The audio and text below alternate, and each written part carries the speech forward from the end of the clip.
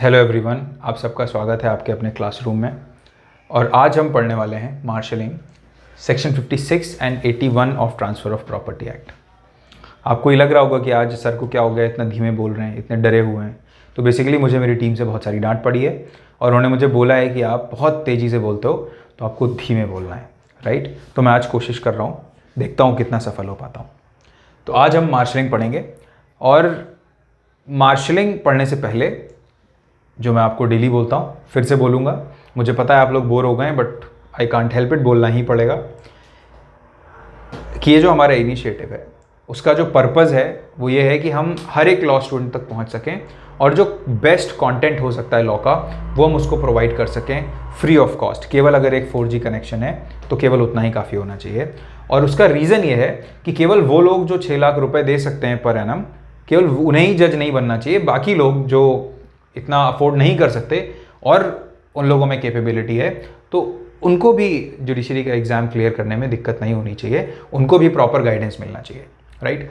तो हमारा जो पर्पज़ है वो ये पैरिटी क्रिएट करना है और हमारे जो लेक्चर्स हैं वो जुडिशरी के लिए डिज़ाइंड हैं। आप किसी भी स्टेट का एग्ज़ाम क्लियर कर सकते हैं, ऐसा नहीं है कि हम आपको केवल एक स्टेट के लिए प्रिपेयर कर रहे हैं। हमारे जो लेक्चर्स हैं वो इस तरह से इतने कॉम्प्रहेंसिव होते हैं कि आप दिल्ली जुडिशियल सर्विसेज से लेके छत्तीसगढ़ जुडिशरी तक क्लियर कर सकते हैं, राइट। हाँ, अप्रोच थोड़ा सा चेंज करना पड़ता है जब आप तैयारी कर रहे हैं पर्टिकुलर स्टेट के प्री के लिए और मेंस के लिए भी, पर जो कंटेंट है वो आपको सेम मिलेगा, राइट। तो और वो लोग जो लॉ की प्रैक्टिस कर रहे हैं उनके लिए भी लेक्चर्स यूजफुल हैं। जो लॉ स्टूडेंट हैं जो कॉलेजेस में हैं उनके लिए भी ये लेक्चर्स बहुत यूजफुल होंगे। क्यों? क्योंकि अगर आप कॉलेज में रहते हुए इन लेक्चर्स को देख रहे हो तो जब तक आपका कॉलेज कंप्लीट होगा, राइट, क्योंकि ग्रेजुएशन के बाद ही आप जुडिशरी लिख सकते हो, तब तक आपकी कंसेप्ट्स पे इतनी अच्छी कमांड होगी कि बस आपको एग्जाम देने के लिए केवल थोड़ा सा ब्रशअप ही करना होगा और उसके बाद कोई जरूरत होगी नहीं, राइट। तो हमारा पर्पज़ ये है। और उसकी जुडिशरी के अलावा भी अगर कोई आप एग्ज़ाम्स दे रहे हो जहाँ पे ये सारे सब्जेक्ट जो हम डील करने वाले आते हैं तो आपको उनमें बहुत बेनिफिट होगा। तो मैं चाहूँगा कि ये क्लासरूम आप लोगों तक पहुँचाए और आप लोग इस क्लासरूम को हर किसी के साथ शेयर करें, जब आप जितने लोगों को जानते हैं उनके साथ शेयर करें। बेस्ट कंटेंट प्रोवाइड करना मेरी रिस्पॉन्सिबिलिटी है, पर इसको शेयर करना, सब तक पहुंचाना आपकी रिस्पॉन्सिबिलिटी है, राइट।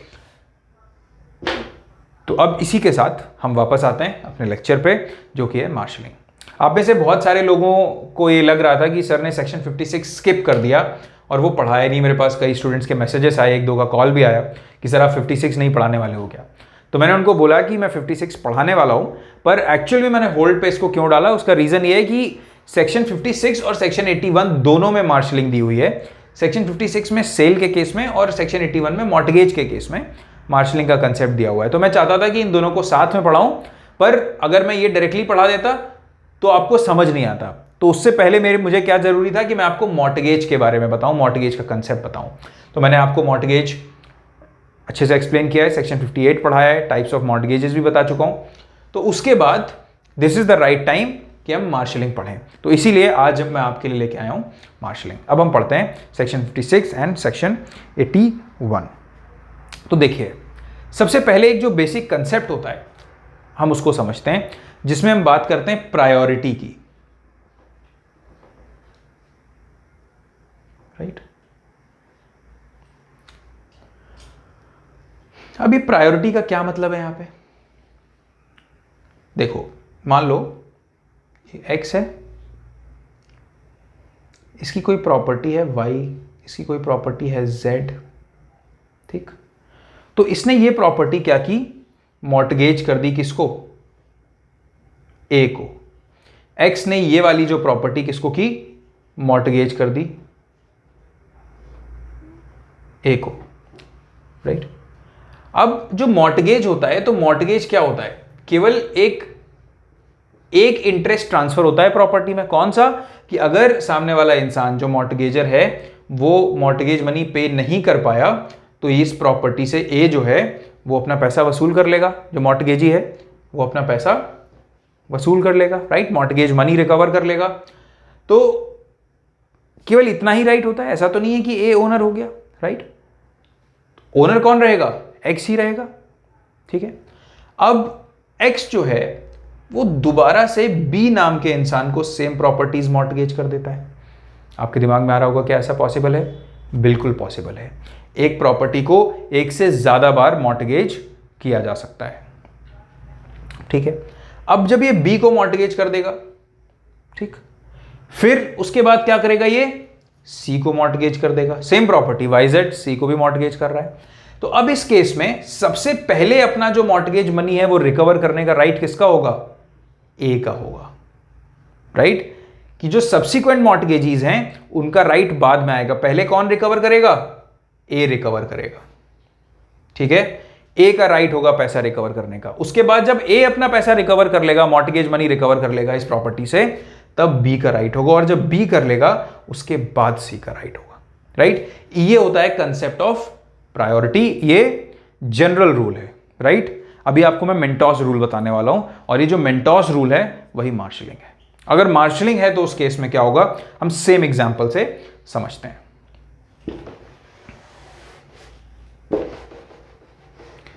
मान लीजिए एक्स ने उसकी जो दो प्रॉपर्टीज थी Y और Z ट्रांसफर की किसको, ए को। जब ए को ये प्रॉपर्टी ट्रांसफर की, उसके बाद क्या किया, Z प्रॉपर्टी को इसने B को ट्रांसफर कर दिया। दोनों नहीं, X ने क्या किया, Y और Z दोनों प्रॉपर्टीज A को ट्रांसफर कर दी, और उसके बाद केवल Z प्रॉपर्टी B को ट्रांसफर कर दी, राइट। तो अब क्या हुआ, B जो है Z के लिए क्या बन गया, इस प्रॉपर्टी के लिए क्या बन गया, सब्सिक्वेंट मॉर्टगेजी बन गया, राइट। तो जो सबसे पहले राइट किसका होता है, जो प्रायर मॉर्टगेजी है, राइट। प्रायोरिटी किसको मिलेगी, प्रायर मॉर्टगेजी को। प्रायर मॉर्टगेजी कौन है, ए, राइट। और जब इसका राइट, जब ये पूरा पैसा रिकवर कर लेगा, उसके बाद किसको चांस मिलेगा, जो सब्सिक्वेंट मॉर्टगेजी है, बी। पर मार्शलिंग के केस में क्या होगा, जो बी है वो ए को बोलेगा कि ये जो प्रॉपर्टी आपको मॉर्टगेज की गई है वाई, जो मुझे मॉर्टगेज नहीं की गई है, एज इन बी को मॉर्टगेज नहीं की गई है, राइट। तो वाई जेड दोनों किसको मॉर्टगेज की गई है, ए को। पर जो जेड है वो बाद में किसको सब्सिक्वेंट मॉर्टगेज की गई, सब्सिक्वेंटली बी को। तो बी जो है वो ए से रिक्वेस्ट करेगा कि मान लो इसका 1 लाख रुपए था, इसने 1 लाख रुपए लिया था एक्स ने ए से वाई जेड प्रॉपर्टीज को गिरवी रख के। तो ए का क्या अधिकार है कि वो 1 लाख रुपए इस प्रॉपर्टी से 1 लाख रुपए इन दोनों प्रॉपर्टी से रिकवर कर ले। अब ये जो प्रॉपर्टी जेड है ये किसको दे दी गई, सब्सिक्वेंट मॉर्टगेजी को दे दी गई। तो अब जो बी है वो ए से क्या रिक्वेस्ट करेगा, वो ये बोलेगा कि आप पहले इस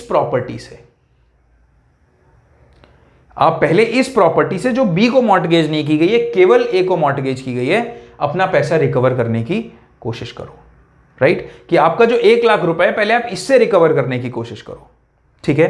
तो पहले क्या करेगा, ए इस प्रॉपर्टी से पूरा पैसा रिकवर करेगा। उसके बाद मान लो इस प्रॉपर्टी से पूरा पैसा नहीं आया, मान लो केवल 80,000 ही आए, तो फिर क्या जो बी है वो ए को रोक सकता है इस जेड वाली जो प्रॉपर्टी जेड है इससे अपने बचे हुए 20,000 रिकवर करने के लिए? नहीं। पर क्यों? क्योंकि इसके जो राइट्स हैं, जो प्रायर मॉर्टगेजी है, इसके राइट्स प्रेजुडिस नहीं कर सकता। कौन? सब्सिक्वेंट मॉर्टगेजी। पर हां, एक इसको कंसेशन दिया गया, और वो कंसेशन क्या है कि पहले ए को इस प्रॉपर्टी से ए अपना जो पैसा है वो वसूल करेगा, और मान लो इससे 1 लाख रुपए इसके वसूल हो गए, तो जेड प्रॉपर्टी के अगेंस्ट ये वसूल नहीं करेगा, और जेड क्या होगा, कंप्लीटली बी के लिए सिक्योरिटी हो जाएगी, और बी जो है वो जेड से अपना पैसा वसूल कर लेगा। आई होप आपको ये लॉजिक समझ आया होगा। और वो लॉजिक क्या है कि भाई अगर ए के लिए पॉसिबल है एक प्रॉपर्टी से तो वो उससे कर ले, दूसरी प्रॉपर्टी से बी कर लेगा। पर इन केस पॉसिबल नहीं है तो पहले प्रायोरिटी किसको दी जाएगी? प्रायर मॉर्टगेजी को। किसके ऊपर? Over subsequent mortgagee. तो ये जो मैंने आपको एक्सप्लेन किया विद एग्जांपल, ये है सेक्शन 81, राइट। ये है सेक्शन 81। अब मैं आपको सेक्शन 56 का एग्जांपल देता हूं।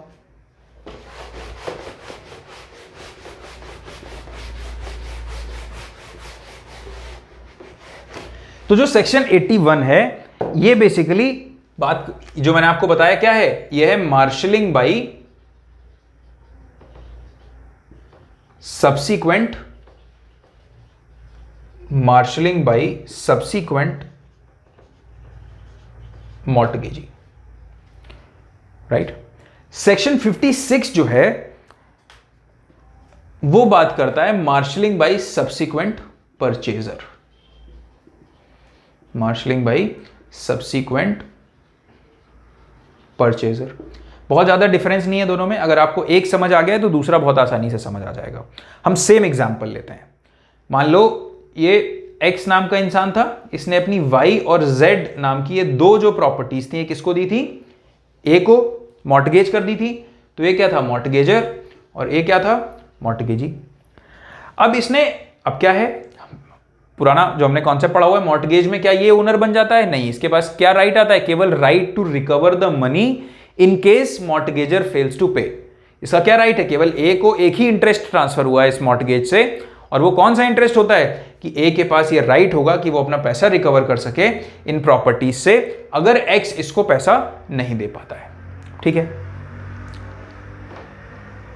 पर ओनरशिप किसके पास रहती है, एक्स के पास ही रहती है, बाकी सारे राइट्स एक्स के पास रहते हैं। तो एक्स क्या कर सकता है, जैसे कि हमने पहले देखा था कि अगर एक प्रॉपर्टी को पहले मॉर्टगेज किया जा चुका है तो उसको आगे भी मॉर्टगेज किया जा सकता है। उसी तरीके से अगर जो मॉर्टगेज प्रॉपर्टी होती है, हम इसको मॉर्टगेज एमपी लिख लेते हैं, एमपी का मतलब मध्य प्रदेश नहीं है यहाँ पे, मॉर्टगेज प्रॉपर्टी। अब एमपी अगर हम इसको मॉर्टगेज ये जो मॉर्टगेज प्रॉपर्टी है, एक्स इसको क्या कर सकता है, सेल कर सकता है, राइट। तो क्या मॉर्टगेज प्रॉपर्टी की सेल हो सकती है, बिल्कुल हो सकती है। जब मैंने आपको सेल पढ़ाया था, सेक्शन 54 पढ़ाया था, तब भी मैंने आपको बताया था कि जो मॉर्टगेज प्रॉपर्टी है उसको बेचा जा सकता है। तो इसने क्या किया, मान लो ये जो Z प्रॉपर्टी है, राइट, ये जो Z प्रॉपर्टी है, इस Z प्रॉपर्टी को इसने क्या किया, B को बेच दिया, राइट। तो Y और Z नाम की जो दो प्रॉपर्टीज थी वो किसको मॉर्टगेज थी, A को मॉर्टगेज थी, पर उसमें से एक प्रॉपर्टी जो Z है इसने क्या किया, B को बेच दी। तो B क्या हो गया, राइट। अभी इस केस में क्या होगा भाई, ए को तो अपना पैसा रिकवर करना होगा, राइट। मान लो अगर आप ए को, अगर हम ये अलाउ कर दें कि अगर किसी प्रॉपर्टी को बेच दिया जाए तो उसके बाद जो मॉर्टगेजी है वो उससे पैसे वसूल नहीं कर सकता, तो ये तो बहुत ही सिंपल सा तरीका होगा कि जो मॉर्टगेजर है वो किसी को प्रॉपर्टी मॉर्टगेज करे, उससे पैसे ले और उठाने उसके बाद क्या करे, वो प्रॉपर्टी उठा के किसी और को बेच दे। अगर ऐसा अलाउ कर दिया जाए तो फिर तो जो मॉर्टगेजी है उसके राइट्स प्रोटेक्टेड ही नहीं रहेंगे। आप खुद सोचो कि आपको अपनी कोई प्रॉपर्टी मॉर्टगेज कर रहा है और मॉर्टगेज करने के बाद वो किसी और को बेच दे रहा है, राइट। तो आपसे उसने मॉर्टगेज के पैसे भी ले लिए और दूसरे इंसान को प्रॉपर्टी बेची और वो पैसा भी ले लिया, जो सेल कंसिडरेशन है वो भी ले लिया, और आपके पास कोई राइट नहीं बचा। तो क्या लॉ ऐसा अलाउ करेगा, ऑब्वियसली नहीं।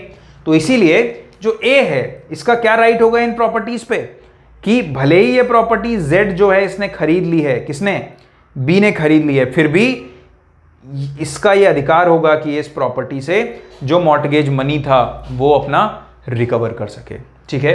तो इस केस में हम फिर से समझते हैं। मान लो 1 लाख रुपए इसने लिए,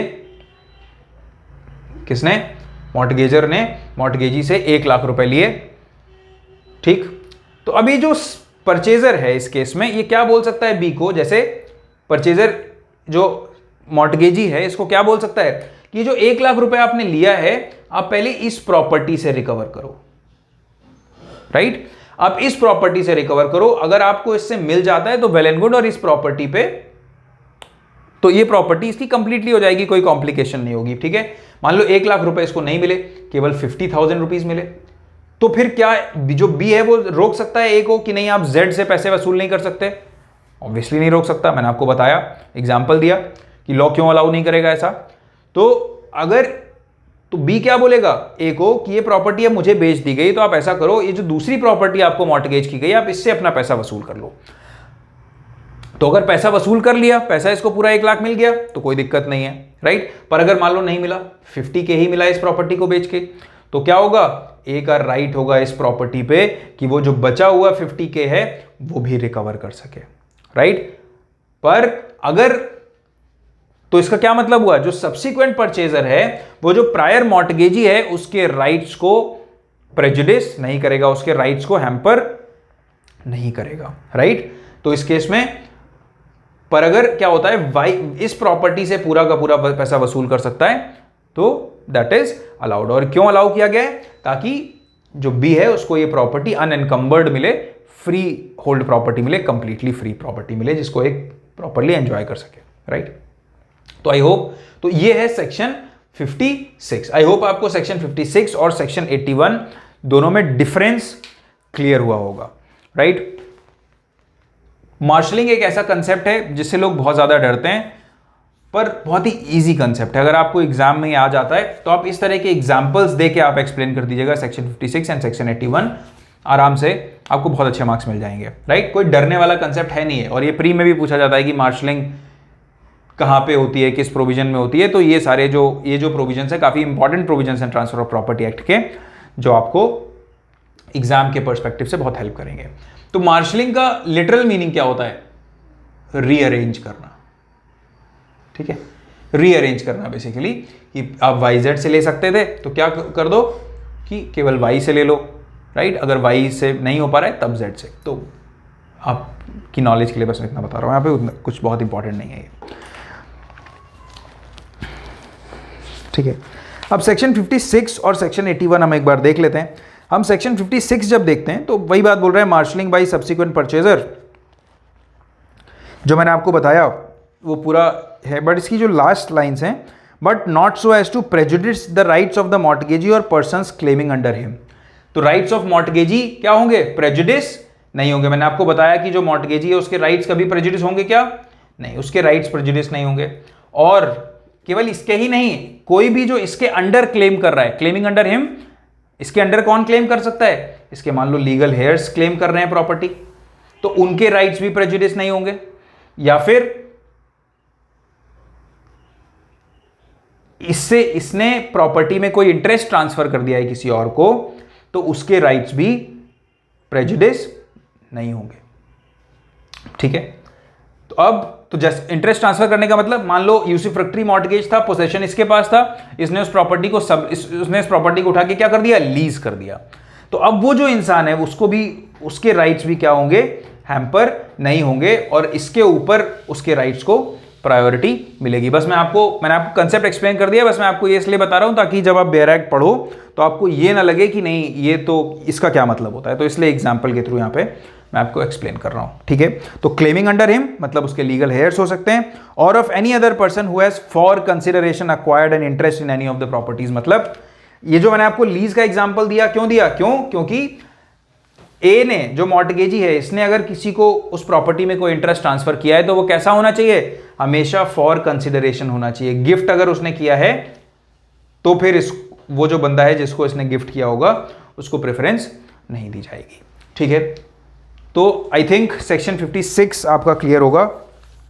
और हम सेक्शन 81 भी अगर देखें तो सेक्शन 81 भी लगभग इसी तरीके से वर्डेड है, और मुझे ज़रूरी नहीं लगता कि मैं आपको पूरा सेक्शन रीड करके दोबारा से पढ़ाऊँ, राइट। बस इसमें सेक्शन 56 में और सेक्शन 81 में दोनों में एक फ्रेज इंपॉर्टेंट है, in the absence of contract to the contrary. In the absence of contract to contrary मतलब ये जो मार्शलिंग है, अगर दो पार्टीज ये अग्रीमेंट कर लेती हैं मॉर्टगेज डीड में कि मार्शलिंग हम नहीं अलाउ करेंगे, तो उस केस में फिर मार्शलिंग अलाउड नहीं होगी। पर अगर ऐसा कोई अग्रीमेंट नहीं है, राइट, तो मार्शलिंग को transfer of property act allow करता है, राइट। केवल इतना ही मतलब है, और इसमें हमें बहुत ज़्यादा बेयर एक्ट में एक वर्ड बाय वर्ड देखने की जरूरत नहीं है। जो भी था मैंने आपको एक्सप्लेन कर दिया। आई होप आपको मार्शलिंग का जो कंसेप्ट है वो बहुत अच्छे से क्लियर हुआ होगा, और मुझे कमेंट करके आप बताइएगा आपको ये लेक्चर कैसा लगा।